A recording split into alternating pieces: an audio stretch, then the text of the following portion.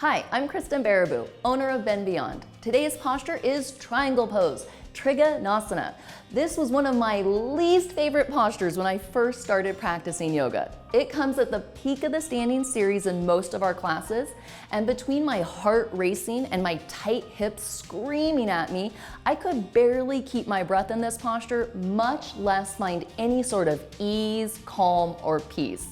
You know what they say though, often the postures we struggle with the most are the ones we need the most. This was definitely the case for me with triangle pose. Now 14 years later, my hips love triangle pose and it is one of my favorite postures. This amazing posture requires a combination of strength and flexibility. It's a great hip opener that builds stability and strength in your legs, strengthens your glutes and your abs, and through the twist in the upper body and the reach to the arm, stretches your spine, your neck, and your shoulders.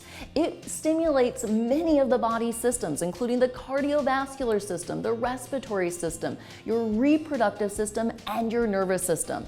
It stimulates your adrenal glands, which can help relieve stress and anxiety. It's a really grounding posture and helps to build body awareness, self-confidence, and concentration. It's no wonder we often refer to this posture as the master pose of the standing series. To make sure that you safely get the most benefits from this incredible pose, form is key. Let's take a closer look. Triangle pose, Trikonasana. Feet together, arms up over your head sideways. Right leg step to the right, a big stance, arms down parallel. Make sure your stance is wide enough. Already here, push your hips a little bit forward and engage your core. Turn your right foot out all the way. Form is key starting in the setup. So make sure your two heels are in one line and your foot is parallel to the mirror in front of you. Take a deep breath and bend your right knee, sit down. If you do have that mirror in front of you, use it as a tool right now to make sure you have the proper alignment. Your right knee should be stacked directly over your right ankle, not beyond it, putting too much pressure on the knee, and not behind it, putting too much pressure on the groin. Adjust your stance as necessary. Knee directly over the ankle, press down into your foundation, arms back to open your chest. Inhale, move your arms. Right elbow at the right knee.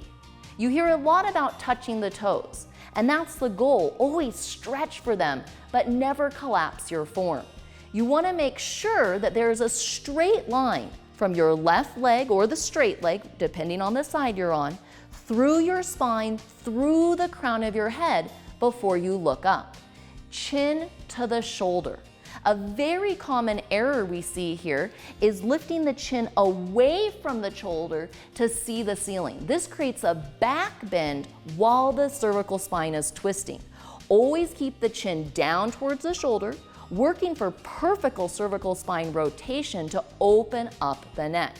Another common mistake that we see is hunching. Create a C curve in the side body as you reach and collapse for the toes. Always engage your core muscles, use your foundation, and create that straight line diagonal all the way through the crown of the head. Coming out of triangle is key. Look forward first, arms parallel, and then push down as you lift out of your lunge. Right foot back to center. Let's take a quick look at the other side. Left foot out all the way. Inhale, bend your knee and sit down. Arms back, spine straight. Here's a common error is inhale, move the arms, is moving only the arms and reaching for there, keeping the spine in the center rather than extending the spine along the diagonal. Here, lock out your straight leg, press it into the floor, and extend the spine on the same diagonal as the leg, getting that perfect triangle between your arm, thigh, and chest. Keep these tips in mind next time you make it to your mat, and we hope you'll get more out of your practice with us. See you soon.